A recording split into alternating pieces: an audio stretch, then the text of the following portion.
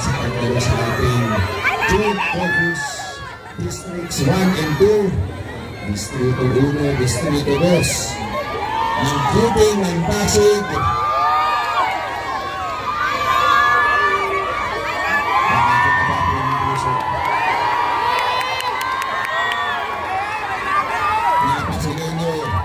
Handa na ba kayo?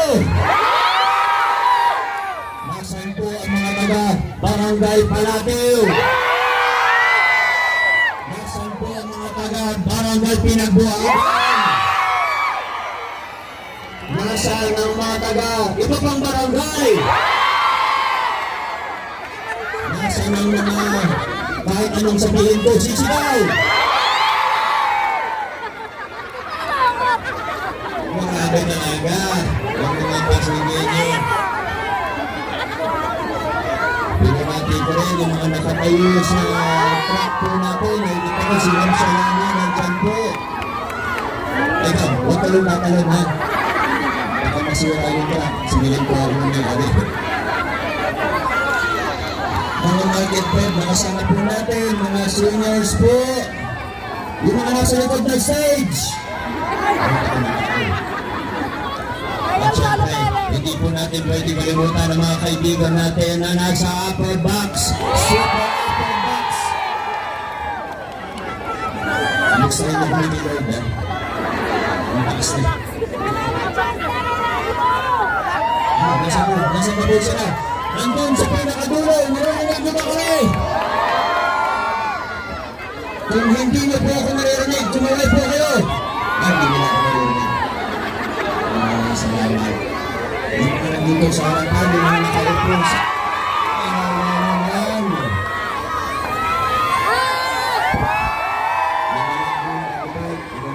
sa inyo. Ang mga tao pa pala dito. Bakit paano po ako dyan?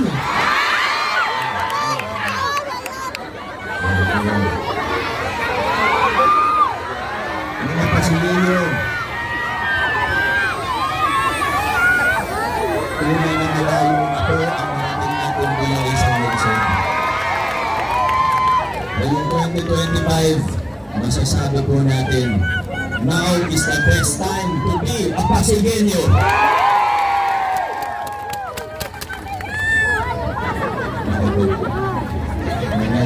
Kamusta po kayo? Magandang gabi po sa inyo. Maraming salamat po. Thank you po. Maraming salamat po na. Maraming salamat po dito. Maraming salamat po sa lunchbox na binigyan po sa akin. Ngayon po,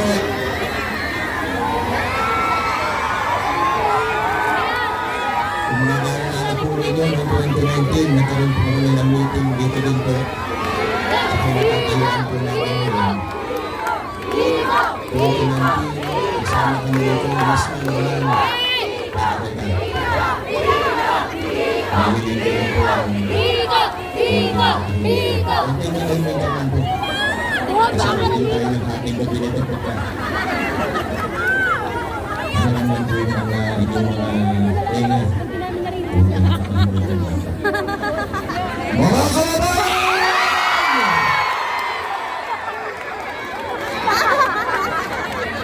Wakasan mo pa! Sabi ko nga 2019, nag-meeting po kami dito, masaya po tayo nun. 2022, nawala na yung takutan, nawala na yung palakasan, mas komportable nang lumabas sa mga tao. Galing pa tayo ng mga panahon na yun, kaya dumami yung bilang natin ng 2022. Pero ngayong 2025, grabe, ramdam na ramdam po ang inyong inahula, ang inyong suporta. Mas marami pa po tayo ngayong 2025, mas masigla pa po tayo at talagang masasabi po natin na malayo-malayo na ang narating natin sa pagkakatuhan ng matitinding pagbabago sa ating lungsod. Pinaglaban natin nung nag-uumpisa tayo, 2019, pagbabago. At siniguro po natin na yung pagbabago na yun ay hindi mananatiling mababaw lamang. Kasi pwedeng nagpalit tayo ng mukha, nagpalit tayo ng pangalan ng politiko, ng mga nakaupo, pero yung sistema, yung kultura ng pagbugobyerno at politika, ganun pa rin, ayaw po natin yun. Siniguro po natin na yung ipaglalaban nating pagbabago ay magiging tunay, malalim, at pangmatagalan. Pagbabago na pwede natin ipagmalaki, pagbabagong pwede natin ipamana hanggang sa susunod na henerasyon ng mga Pasigenyo.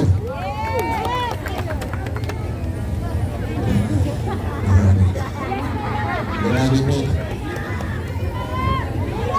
Relaxan po kayo pag makaos po kayo. Pero alam ko rin po na pag malapit na ang eleksyon, pag campaign period, ngayong araw po na ito, day 13 pa lang po ng official local campaign period. Alam ko, nagugulat po yung iba. Akala po ng iba, matagal na yung campaign, kasi iba kasi kung isang taon nang nangampanya, dahil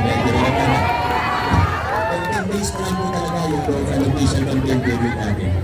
Alam mo, nanawa na po tayo bilang mga Pasigenyo, bilang mga Pilipino, na tuwing malapit na ang eleksyon, tuwing campaign period, paulit-ulit, ang daming pangako na binibitawan ng mga politiko, ng mga nangangampanya. Tama po ba? Nanawa na po tayo sa puro pangako. Ano ba nangyayari sa pangako? Kaya ang bilin ko po sa mga kasama natin sa meeting ng Pasig, tayo po mga kandidato, tayo po ay magkakaroon ng caucus, mga meeting, araw-araw, mag-house to house po tayo. Ang bilin ko po sa kanila, huwag tayong mga ako ng kung ano-ano. Kasi madali lang po para sa isang politiko na ipangako sa inyo ang langit at lupa. Sabihin, lahat ipapagawa, lahat gagawin. Madaling magsabi na, bibigyan kayo lahat ng isang mundo. Madali lang sabihin, naway lang ang puhunan, madali po pangako ng langit at lupa. Pero mas pinipili po natin na hindi gawin yun. Tinitingnan lang natin, ano ba yung kaya gawin? Ano ba yung pwedeng gawin? Ano ba yung tamang gawin? Ano ba yung magandang gawin? Ano ba yung kailangan natin? At dyan po tayo nakapokus. Ayaw na natin na marami pang pangako. Gawin na lang natin kung ano yung kaya mga kasama, ngayong 2025, ako po ay nangangako sa inyo.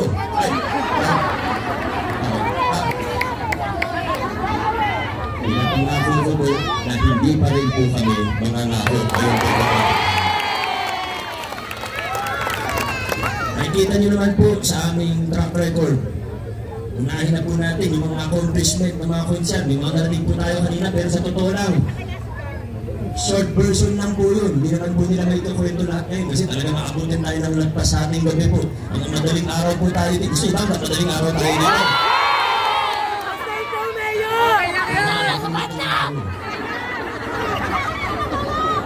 Yung ginawa po para sa mga toda, yung tulong po na libreng prangkisa, libreng city plate, plaka, sa tulong ni Councilor Volta. Yung pag-upgrade ng PCGH, karoon sa angioplasty, yung cardiac cath natin, yung pagdoble ng capacity ng Child's Hope, conversion to General Hospital, mula 60 bed capacity, under renovation sa ngayon para maging 120 bed capacity. Sa tulong ni Chairman Eric,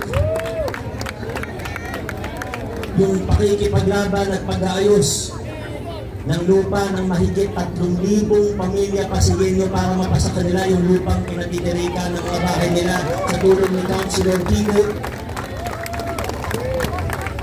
Yung pag-expand ng local senior pension natin para makasama na yung mga may maliliit na SS hanggang 4,000 pesos sa tulong ni Councilor Pao. Si Councilor Pao kasi depende sa lakas ng magbigas ko ng pangalan niya. Yung taas ng talon niya. Testing po natin na. Sa tulong ni Councilor Pao Santiago. yung expansion ng local senior pension ng nanguna po dyan. Si Councilor Pao Santiago. Marami pa pong iba. Siya na po yung nag-iikot para ipaliwanag sa mga senior citizen. Siya po si Councilor Pao Santiago. Relax. Kasama po natin na kahit hindi nanalo noong 2022, nagtrabaho pa rin yung CSO Academy. Siya po yung nagtakad doon para tumaas yung antas ng pakikilahok ng taong bayan sa pamamagitan ng mga organisasyon, mga CSO. Nang sa gayon ay hindi lang yung mga opisyalis po ninyo nakakaintindi sa budget, sa mga proseso ng pamahalaan, kundi sama natin ng mga tao. Yan po ginawa ni Coach Paul, Senaga. Yung pag-ban ng Pogo, yung pag-expand ng tapat, microfinancing natin, yung Pogo na yan, tayong una sa buong Pilipinas na nagban yan. Sa tulong ni Councilor Simon Candoco. Yung mga nabanggit ko, anim lang yung binanggit ko, pero sa totoo marami pa akong pwedeng ikwento. Ang tanong ko po sa inyo, yung anim na nabanggit kong accomplishment ng mga District 1 Councilors natin, noong 2022, pinangako ba nila yun? Hindi po. Pero nakita natin na pwedeng gawin, na kayang gawin, ginawa na lang po natin. Sa Distrito 2, meron tayong tatlong kasama noong 2022. Hindi po sila nagpaluklok lang, talagang nagtrabaho yung mga to. Kung maaalala po ninyo noon, ang hirap yung mga ibang may question sa lupa, yung kung saan yung bahay po nila, hindi makapitan ng legal na Meralco. Ano nangyayari? Naka-jumper, naka-submitter. Bukod sa mahal, kung submitter ay delikado, prone sa sunog. Sa ordinansa ni Councilor Buboy, nakakapitan na po sila ngayon ng legal at ligtas na kuryente ang siguro. Kaya nga po siya tinawag na bumbilya ng konseho.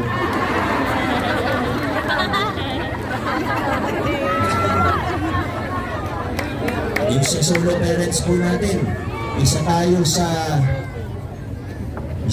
una sa buong Pilipinas na nagpatupad ng allowance sa solo parents at galing sa pondo ng LGU po yan. Nagtulong sa atin para may patupad po yan si Councilor Angelo. Kansi, sampalin mo ako! Kansi, sampalin mo ako! Budget ng mga barangay natin, di ba dati? Depende sa barangay. May iba, medyo transparent, nakikita natin. Yung iba, di talaga natin alam kung ano nangyayari sa pondo natin sa barangay. Iba-iba. Ang ginawa po ng City Council natin ngayon, patay yung budget hearing. Naka-Facebook Live. Pwedeng tingnan ng kahit sino. At syempre, mas maingat ngayon yung mga barangay officials natin. At mas bukas. Ibig sabihin, mas magiging responsibo din ng mga budget ng ating barangay. Ang nanguna po dyan, Councilor Maro. Yung tatlong accomplishment po na yun ng mga District 2 Councilors natin. Narinig niyo po ba noong 2022 na pinangako nila yun? Hindi po nila pinangako yun, pero nakita na pwedeng gawin, kayang gawin at dapat gawin, ginawa na lang po natin. At syempre meron din tayong tatlong kasama pa na magiging bagong konsehal na lungsod ng Pasig sa Distrito 2. Una po, siguro kilala niyo naman po siya, lalo na kung may bunga dito. Maganda yung programa niya sa laban sa malnutrisyon. Siya po, si Councilor Boyie Abunda. Boyie Abunda! Raimundo! Sorry, Tito. Siyempre, nandyan din po ang ating kaibigan na hindi ko sure kung abang senior citizen to.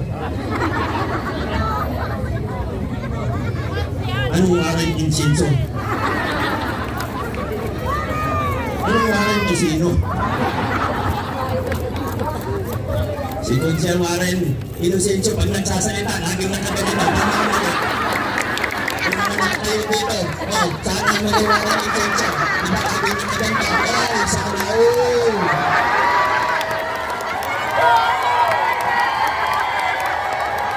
Magaling ni Mayor! Last but not the least, may naisip ako sabihin kaso nakonsensya ako sa rin siya kasi sobrang bait. Sabihin ko na lang na siya yung pinakamabait na konsehan ng BPM ng Brian Enriquez.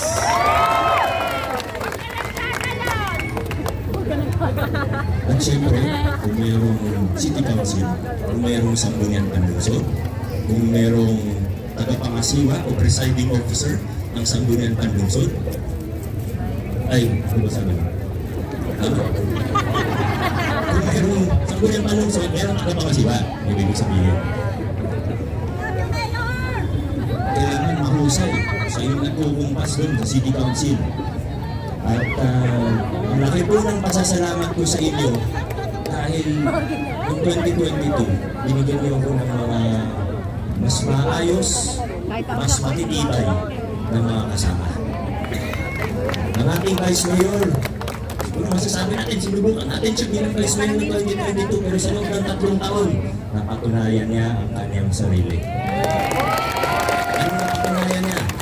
Napatunayan niya na masipag siya, hindi uma-absent, ang nagtatrabaho. Pinatunayan niya rin po na siya ay matalino, nag-iisip ng solusyon sa mga problema natin. Yung mataas sa scholarship program, siya nag-isip nun. Pero higit sa lahat, napatunayan po ni Vice Mayor Dodot Jaworski na meron siyang integridad at meron siyang prinsipyo. Vice Mayor Dodot Jaworski po, sa congressman, alam ko po na kahit hindi ko nabanggitin,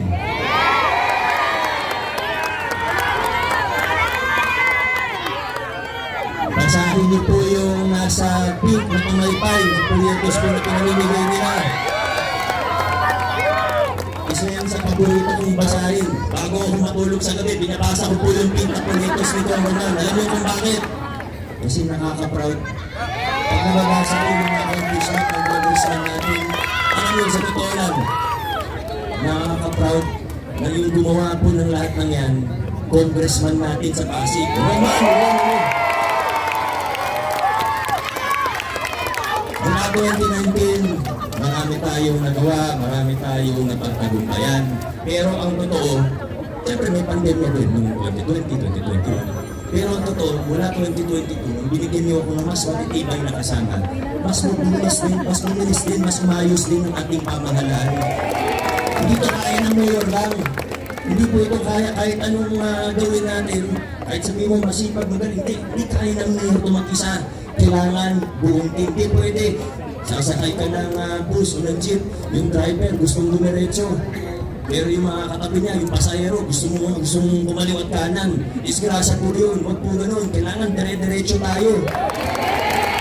Lalo na sa panahon ngayon na may mga tao na gusto tayong umatras. Bakit po kaya? Siguro mas nakikinabang sila dun sa mga lumang kalakaran. Yung mga nagkakatagod ng pogo, yung mga humihingi ng porsyento sa mga kontrata ng city government. Yung mga nakaupo nun, kung hindi man sila nakaupo, sila yung kontratista parate ng LGU. Tapos na tayo sa mga lumang kalakaran. Nalagpasan na natin yan bilang isang lungsod. Nandito na po tayo ngayon. Tinataguyod na natin ang mga prinsipyo ng mabuting pag-gobyerno. Kaya vote straight, people ng Pasig, hindi tayo ang atas. Pagkabante tayo mga Pasigenyo. Hindi tayo kakaliwag kanan, hindi tayo ninito. Dire-diretso tayo. Ang isang lungsod. Mabuhay ang lungsod ng Pasig. Pasig City.